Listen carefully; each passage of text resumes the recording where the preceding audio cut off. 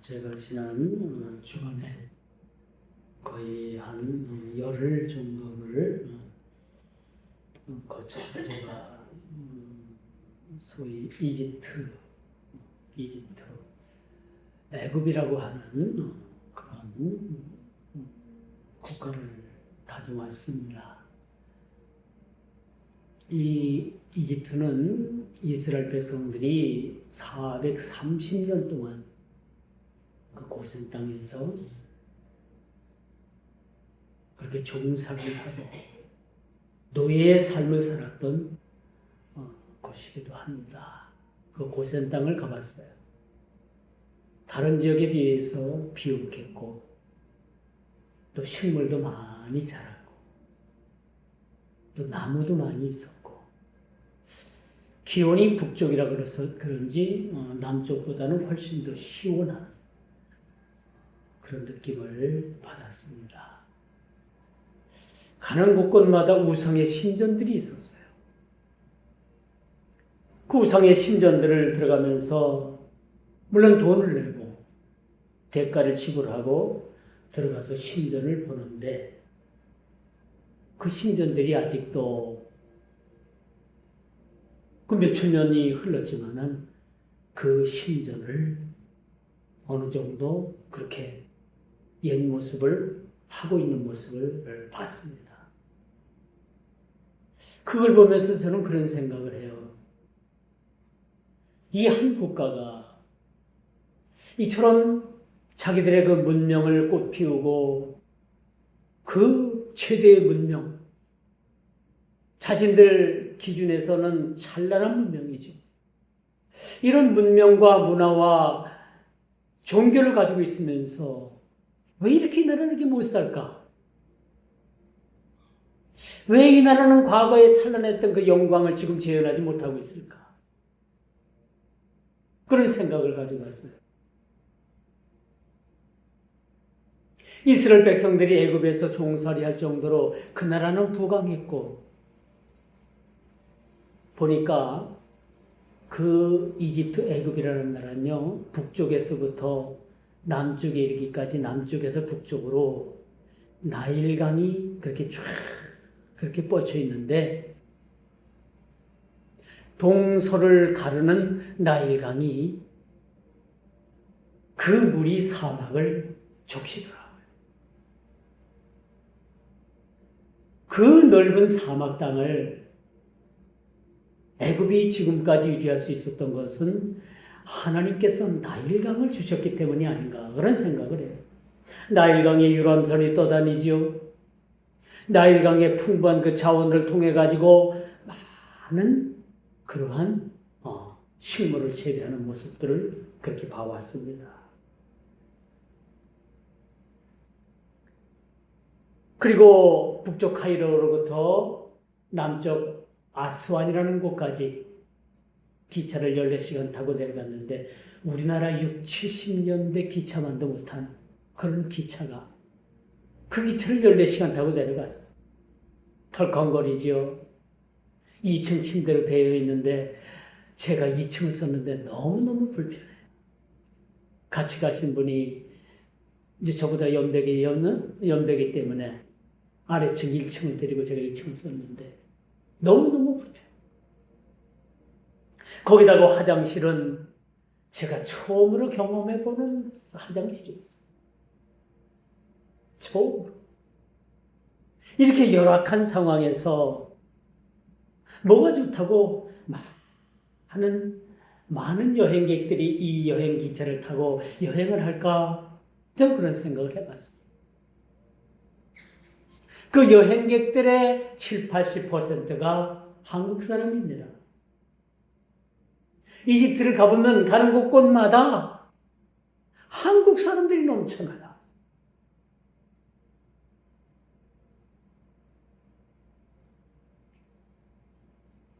여행의 시작과 결말.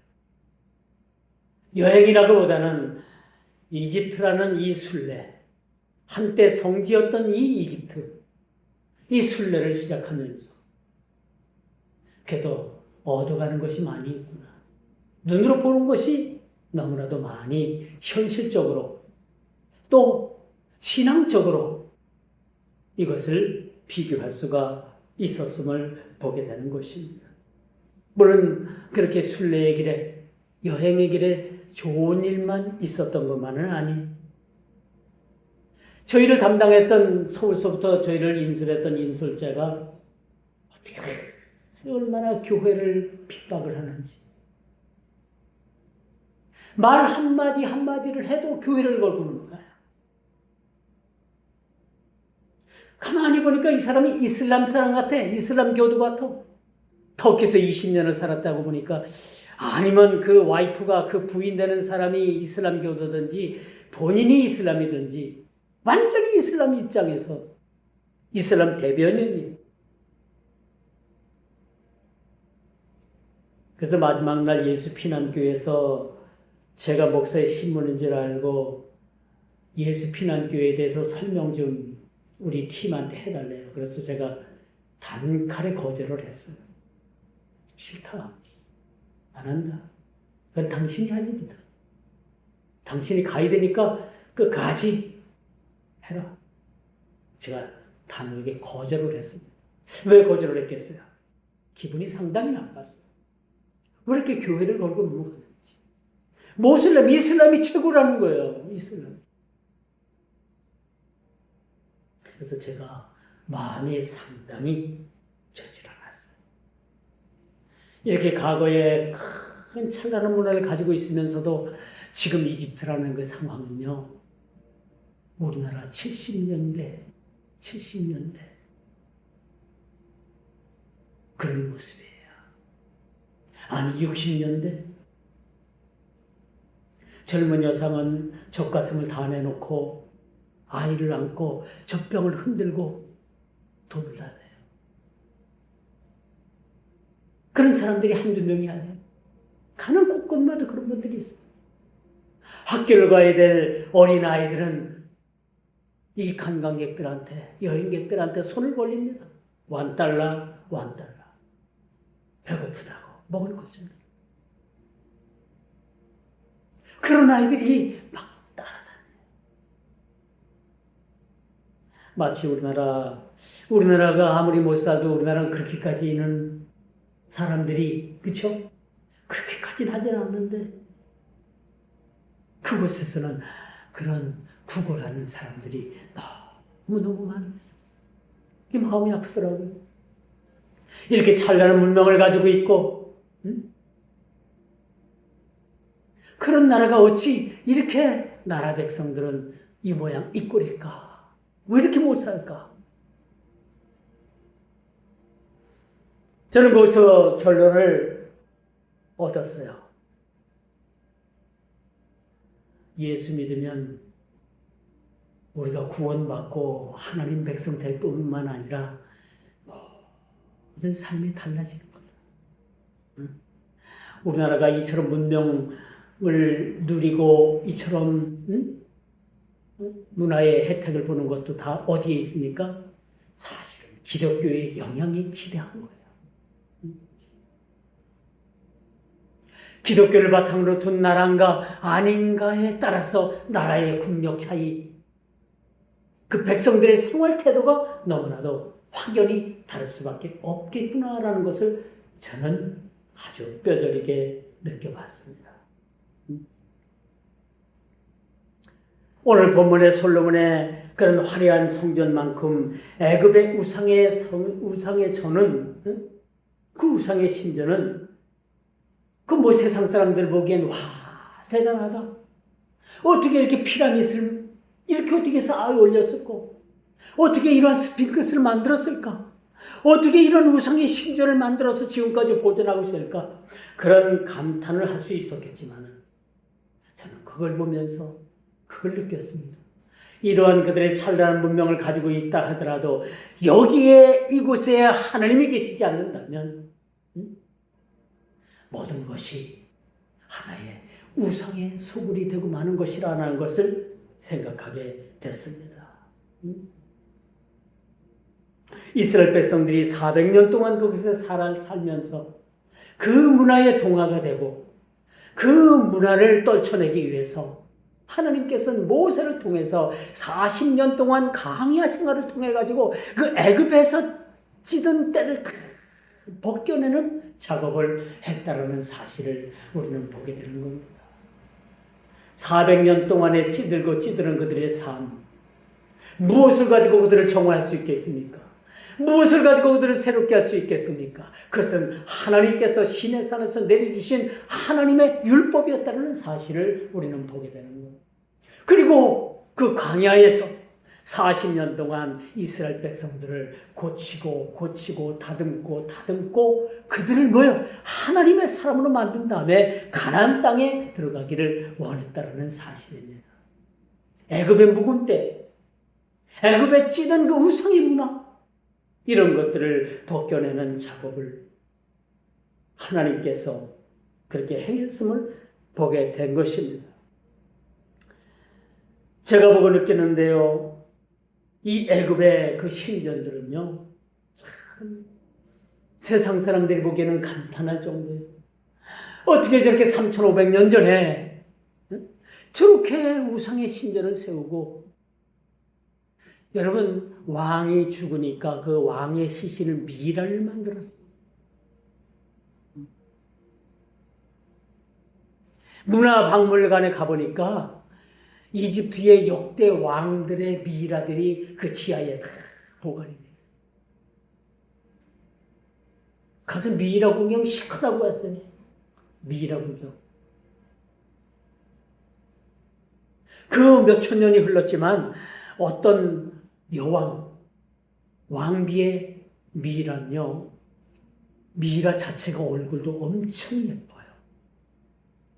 난 시신이 몇천 년 된 그 미라 시신이 그렇게 예쁜 시신도 처음이라고 생각해요.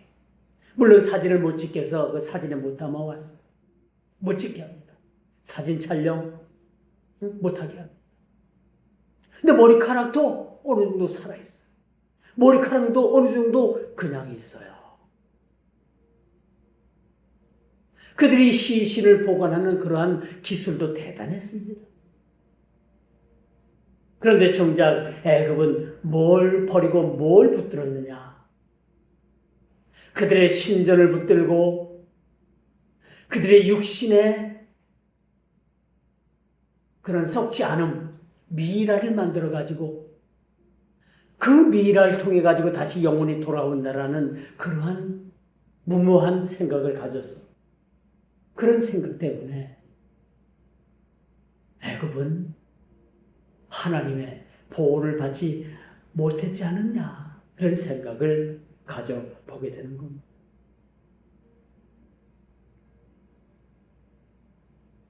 이처럼 과거나 현재나 우리가 어떤 기준으로 세상을 살 것인가? 애굽은 그런 수천 년 그런 찬란한 문을 가지고 있으면서도 아직도 하나님의 영향을 받지 못하는, 하나님의 간섭함을, 하나님의 은총을 누리지 못하는 그런 삶을 사는 안타까움을 보게 된 것입니다. 오늘 본문의 말씀으로 들어가요. 오늘 본문은 단순히 이 에스겔 선지자에게 보여준 그런 성전의 건축 양식을 설명하는 것이 아니에요. 단순하게 이게 뭐가 몇 척이고 고가 몇 척이고 뭐 넓이가 몇 척이고 이런 것에 중점을 두는 것이 아니라 이 건축 양식을 통해서 하나님의 거룩함, 또 예배의 구별, 또 그리고 그리스도를 통한 하나님께로 접근이라는 구속적 관점을 가지고 오늘 본문의 말씀을 되어야 된다라고 말씀드릴 수가 있습니다. 이 애굽의 신전의 화려함은 애굽의 우상의 신전을 그 규모나 외형 면에서, 여러분, 솔로몬 성전은 도저히 따라갈 수가 없는 거야. 솔로몬 성전이 아니죠, 지금은.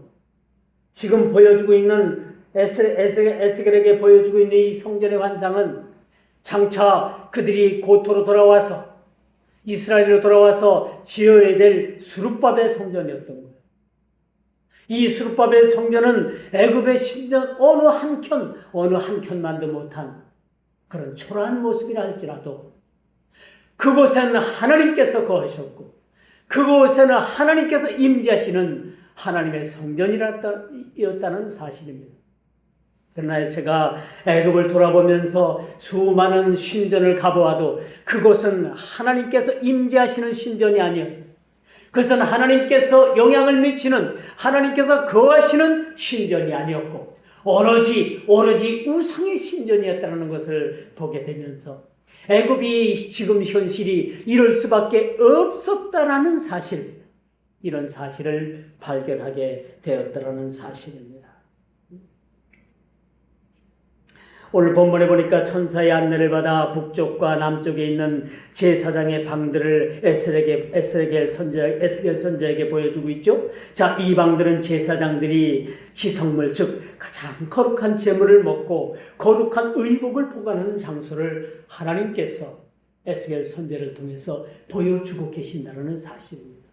왜 이런 모습을, 이런 환상을 보여주고 계실까요? 그것은 제사장들이 거룩한 옷을 갈아입고 세상으로 나아갔듯이 여러분들이 예수를 믿고 여러분들이 변화를 받고 여러분들이 거듭남을 통해서 세마포로 단장을 하고 새 옷을 입고 장차 오실 예수 그리스도를 맞이하게 되는 상황과 딱 떨어지는 그런 상황이라는 사실을 보게 되는 것입니다.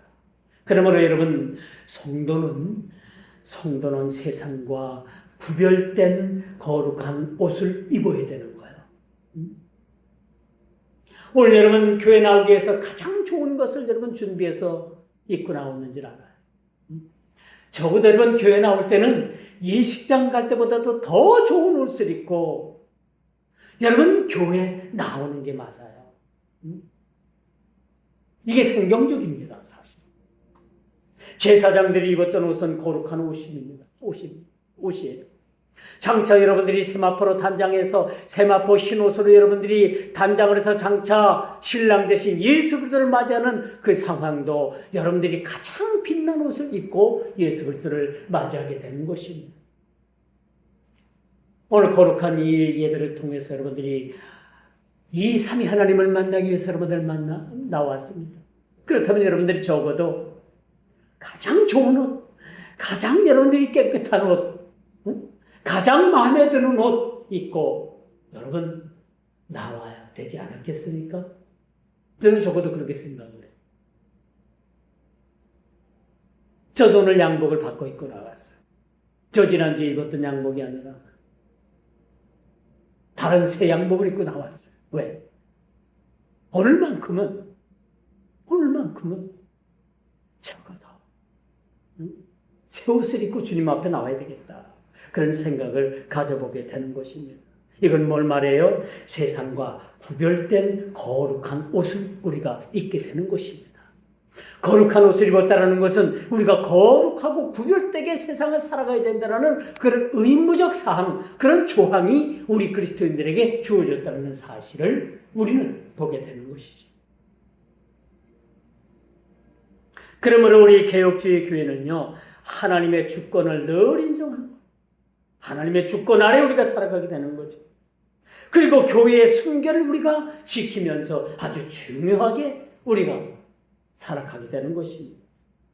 오늘 본문에 보니까 담장이 나오죠. 이 담장은 세상의 타락이 하나님의 성소에 침범하지 못하도록 막는 영적인 경계선이라는 사실을 우리는 말씀을 통해서 확인해 볼 수가 있어요.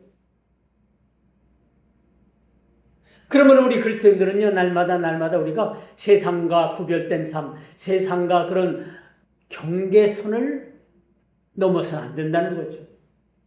세상이 아무리 화려하고 애굽의 문화가 아무리 화려하고 애굽의 신전이 아무리 그렇게 멋있어 보여도 우리가 영적으로 그것을 경계해야 되는 삶을 살아야 되는 것. 그들의 문화가 아무리 찬란하고 보기 좋고 먹음직하고 하더라도 우리는 결코 그 문화에 동화돼서는 안 됩니다. 그렇죠? 그 문화에 젖어서는 안 된다는 것입니다. 이번 여행에서 많은 사람들이 입을 딱 벌렸을 거예요. 이야, 피라미드를 보면서 이걸 어떻게 쌓았을까? 250m 이상 되는 그런 높이를 어떻게 쌓았을까?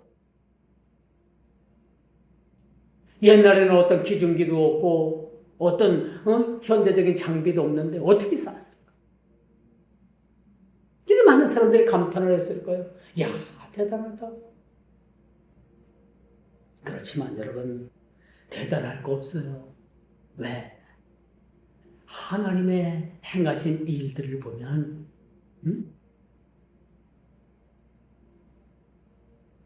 지구상에 있는 일들이 뭐가 그렇게 대단하겠습니까? 대단한 건 없는 거. 그러면 오늘 등장하는 이 담장은 복음의 진리를 변질시키는 세속주의로부터 우리의 신앙의 순결을 지켜야 된다는 그런 막중한 의무를 우리들에게 말씀해 주고 있다는 사실을 우리는 기억을 해야 합니다.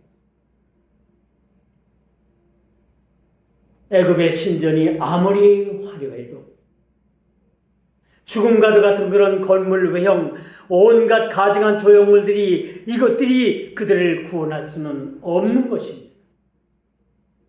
이런 화려함이 그들을 구원하지 못했어요. 그리고 그들은 어디에 온갖 신경을 썼는가? 무덤을 화려하게 만들었습니다.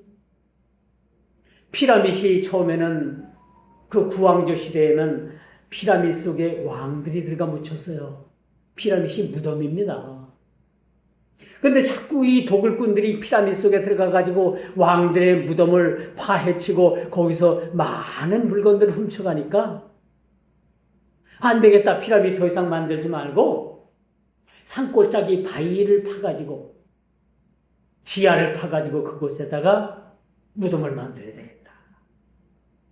그리고 그 지하에다가 왕들의 무덤을 만든 거예요. 근데 도굴꾼들이 이것마저도 제 도구를 해가지고 파갔어요. 그러니까 애굽에 지금 이집트에 가보니까 온갖 그 왕들의 묘가 다 지하 땅굴을 파가지고 굴을 파가지고 거기다가 매장을 했는데 그 매장된 굴이 벽면이나 여러 천정이나 그때 당시에 조각을 했는데 얼마나 이것들이 찬란한지 우리가 생각하지 못할 정도로 그렇게 많은 부분들이 뭐 일반 사람들은 예술이라고 하겠죠. 제 눈으로 봐도 야 이걸 어떻게 만들었을까? 이걸 어떻게 조각했을까? 그리고 이 안에 이 시신을 미라로 만들어 놨는데 이것이 완전히 여러분 미라가 된 거예요. 미라. 이 이집트 사람들은 여기에 혈안이 됐어요. 여기에 온 힘을 쏟은 것 같아요. 미라 만들고 시체 보관하고 무덤 만들고 그 만들어서 그 안을 참 예술적 가치로 그렇게 만들어 놓고 이런 것에 국력을 다 소비하지 않았나 그런 생각을 가져보기도 합니다. 그들의 사후세계를 준비하는 그런 모습들을 보면서 저는 그런 생각을 했어요. 거기에는 생명도 명예도 진실도 없는 그저 죽음의 암흑만이 흐르는 공간에 불과했다라는 저는 평가를 그렇게 내리고 싶어요. 이게 성경적 입장에서 제가 평가를 하는 거지 내가 어떤 부정적인 시각을 가지고 그렇게 평가를 하는 것은 아닙니다. 오늘 에스겔이 본 이 성전은 장차 오실 예수 그리스도와 그의 몸된 교회를 예표합니다. 왜 하나님께서 에스겔 선지자를 통해서 성전의 환상 규모, 외형을 보여주면서 이 치수를 보여주면서 왜 이런 모습들을 보여줬을까요? 이 모습들은 장차 오실 예수 그리스도의 모습을 보여주는 것이라고 말씀드릴 수가 있는 것입니다. 그리고 또한 하나님께 나가는 것이 얼마나 두렵고 어려운 일인지를 오늘 본문을 통해서 우리들에게 참 보여주고 있다는 것입니다. 제사장들의 옷, 제사장들의 방을 보면서 이 거룩함을 보면서 오늘날 21세기를 사는 저와 여러분들이 어떻게 세상을 살아가야 될 것인가? 그리스도인된 저와 여러분들이 이 세상을 어떻게 구별되고 어떤 구별된 삶을, 거룩한 삶을 살아가야 되는가라는 것을 우리들에게 단적으로 그렇게 보여주고 있다라고 말씀드릴 수가 있는 것입니다. 그리스도께서 휘장을 찢으시고 스스로 거룩한 방과 담장이 되셔서 우리를 하나님 품으로 인도해 주셔서, 이게 오늘날 교회인 거예요. 구약의 교회는 지성소를 절대 볼 수가 없었습니다. 그저 백성들은요, 성전 뜰만 밟고 돌아갈 뿐이었어요. 그 성소 안에서도 제사장들과 거의 제사에 관계된 사람들만 성소에서 생활을 했어요. 지성소는 아무나 또한 제사장도 들어갈 수가 없었어요. 1년에 한 번씩 대제사장이 목욕 제기하고, 죄가 문제가 해결되지 않으면 지성소에 들어가가지고 제사장도 죽습니다. 그곳에서. 그래서 대제사장이 그 방울 달린 옷을 입고 한쪽 다리에 끈을 묶어요. 왜? 대제사장이 지성소에 들어가서 이 일을 수행하다가 불결해서 대제사장이 죽게 되면은 누가 그곳에 들어가서 그 시신을 끄잡아내겠어요? 아무도 못 들어가는 거예요. 그러니까 그 다리 한쪽에 그 끈을 묶어가지고 딸랑딸랑 소리가 일정 시간 나지 않으면 바깥에서 그 끈을 막 끄잡아내서 그 시신을 바깥으로 끄잡아내는 거예요. 이마만큼 지성소는 아무나 들어갈 수가 없는 거예요. 그런데 예수님께서 뭐예요? 교회의 모형이신, 교회의 주인이신, 교회의 수장 되신 예수께서 십자가에 운명하시면서 성전에 그 지성소를 가리고 있던 휘장이 위로부터 아래로 쫙 찢어진 거 아닙니까? 그리고 지성소가 활짝 열린 거예요. 그리고 누구나 다 볼 수 있게끔, 누구나 다 교회에 들어와서 이 지성소를 볼 수 있게끔, 지성소로 누구나 다 나아갈 수 있게끔 그렇게 예수님께서 길을 열어주셨다는 것이, 친히 담장이 되어 주셨다는 것, 그리고 우리를 하나님 품으로 인도해 주셨다는 것이 오늘 본문을 통해서 우리가 확인해 볼 수 있는 그런 말씀임을 우리는 보게 되는 것입니다. 이제 말씀의 결론을 맺을게요. 오늘 주시는 이 본문의 말씀은 이렇습니다. 우리가 하나님을 섬길 때 우리의 삶과 직무가 세속적인 것과 섞이지 않도록 구별되게 살아가라는 얘기예요. 우리가 세상을 살아가되 세상 것과 구별된 세상 것과 거룩한 것이 섞이지 아니하도록 구별된 삶을 살아가는 거예요. 예수 믿으면 적어도 여러분 뭐예요? 구별된 믿음의 삶을 살아가라는 겁니다. 이게 오늘날 주님께서 저와 여러분들에게 요구하시는 사항이에요. 너희들 세상 살아가지? 세상을 적당히 즐기고, 응? 그리고 또 교회 나와서 적당히 평안도 누리고 이러는 얘기가 아닙니다. 그런 얘기가 아니에요. 세상과 구별한 삶을 살라는 얘기예요. 세속된 문화에 동요되지 말라는 얘기입니다. 그렇다고 우리가 세상과 경계하면서 살 수는 없어요. 그렇죠? 여전히 우리가 하나님의 백성이지만 여전히 우리는 이 땅을 밟고 사는 이 땅의 백성이기도 해요. 그렇다면 우리가 이 땅을 어떻게 살아갈 것인가? 죄와 동요하고 세속의 문화와 젖어들고 그렇게 우리가 살아갈 것인가? 아니에요. 그게 아니라 세상을 너희는 소금으로 빛으로 살아가라고 우리 예수님께서 그렇게 말씀해 주셨다는 겁니다. 무슨 말씀이에요? 즉 경계하면서 살아가라는 선을 넘지 말라는 얘기입니다. 아무리 세속의 물결이 그렇게 엄청난 파고로 다가와도 이것을 경계하는 마음을 가지고 살아가라는 얘기입니다. 경계하는 마음을 가지고 살아가.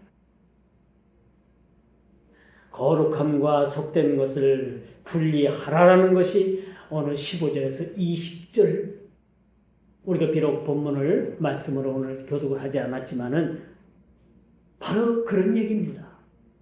바로 그런 얘기. 거룩함과 속된 것을 분리하지 못하면 우리는 신앙의 실패를 하고 말아요. 신앙의 실패라고. 구별하는 삶을 살아요.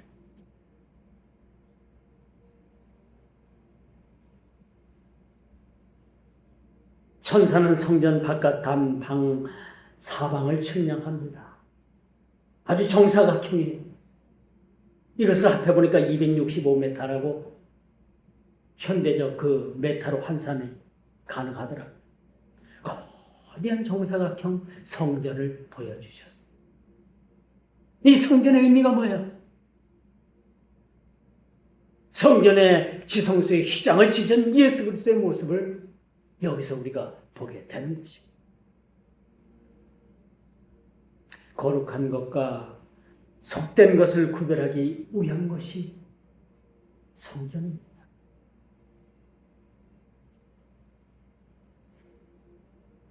엊그제 부산의 세계로교회 손연부 목사님이 그 구치소에 계시다가 석방이 됐잖아요. 어찌 보면 이분도 하나님 앞에 산순교했다라고 말씀드릴 수가 있어요. 대한민국의 교회를 대표하고 목사를 대표해서 모든 성도들을 대표해서 이분이 십자가를 졌다고 저는 생각을 합니다. 지난 추석 무렵에 들어가서 이제 나왔다고 하니까 참 길면 길다라고 생각할 수 있는 시간이지만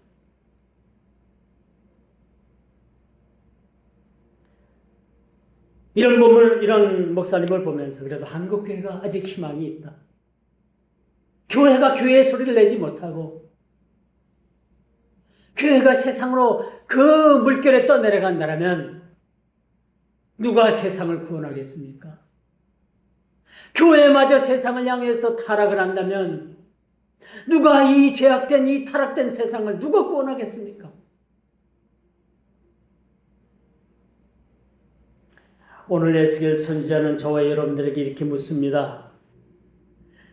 저와 여러분들의 삶에는 거룩한 구별이 있습니까? 그렇게 물어봐요. 그렇게 묻고 계십니다. 지금 현재. 저와 여러분 삶에 거룩한 구별됨이 있습니까? 구별한 삶을 살고 있습니까? 적어도 그리스도인이라면 세상 사람들과는 뭔가가 달라야 되는 거예요. 그럼 구별함이 있어야 되는 거예요. 세상 사람들과 우리 예수 믿는 그리스도인과 뭔가 다른 것이 아무것도 없고 뭐 구별됨이 없다면 이건 누가 한탄할 일이에요? 우리 예수님께서 한탄하신 일입니다. 내가 내 너를 위해서 피 흘려줬건만 내 너를 위해서 몸을 찢기고 피 흘려줬건만은 그렇게 한탄하시지 않겠어요? 하나님께서는 우리가 세상 속에서 살아가되 세상에 동화되지 않는 거룩한 제사장 되기를 원하는 거예요. 너희는 거룩한 민족이라 너희는 제사장들이라 그렇죠? 그렇게 말씀해 주셨잖아요. 그러면 적어도 거룩한 나라고 거룩한 제사장이라면 우리가 구별된 삶이 필요하지 않겠습니까? 제사장들도 성소에 들어갈 때는 거룩한 의복을 갈아입고 성소로 들어가는 것처럼 여러분들이 일을 할 때 작업복을 입고 일을 다 마친 후엔 여러분 뭐요? 다시 평상복으로 갈아입듯이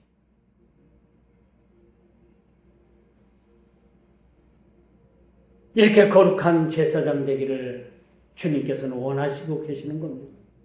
그러므로 우리가 하나님 앞에 성결한 구별된 하나님의 주권을 인정하는 일들, 그죠? 이런 것들을 통해서 우리가 하나님 자녀됨을 이런 구별된 삶을 우리가 살아가야 된다는 사실을 여러분 믿으시기를 주님의 이름으로 축원하면서 말씀을 맺도록 하겠습니다.